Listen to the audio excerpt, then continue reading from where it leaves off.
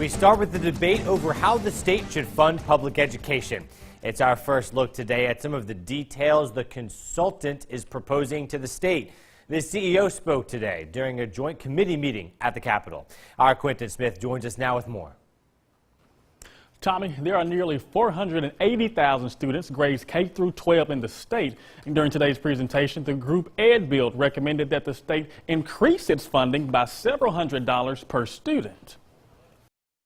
In its 80-page findings report, EdBuild presented to state lawmakers on Monday a new educational formula that'll give a new way to fund schools in the state.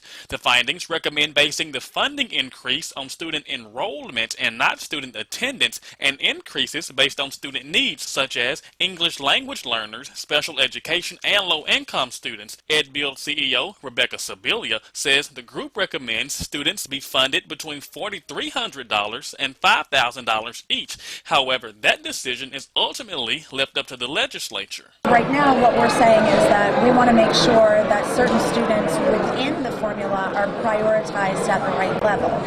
And now it's time for the heavy lifting on our part, and we need to look at it in line by line and see which parts of it that we can put together in a bill. In EdBuild's report, it shows that some students would get more money. 20% more money would be funded to low-income students, 20% for English language learners, and more money for high schoolers and special needs students. The group also suggests removing the current 27% rule. I'm not saying that the state should eliminate a guarantee in terms of what is being provided or what is being raised locally.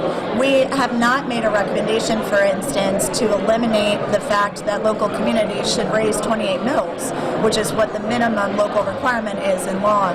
What we are saying is that we are recommending that the state not guarantee more money from the state than what those 28 mills would produce, and that would be eliminating the 73% guarantee. District 7 Senator Ha Bryan is one of the original authors of the current Mississippi Adequate Education Program. He gave his thoughts on EdBuild's recommendations. And it's also vague, you can't tell for sure, but it certainly appears that what she has in mind is for the state of Mississippi to put less money into public education than current law provides, and to force local school districts to raise ad valorem taxes, to raise taxes on cars and homes and businesses.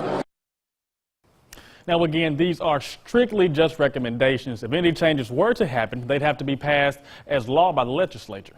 Tommy, back to you.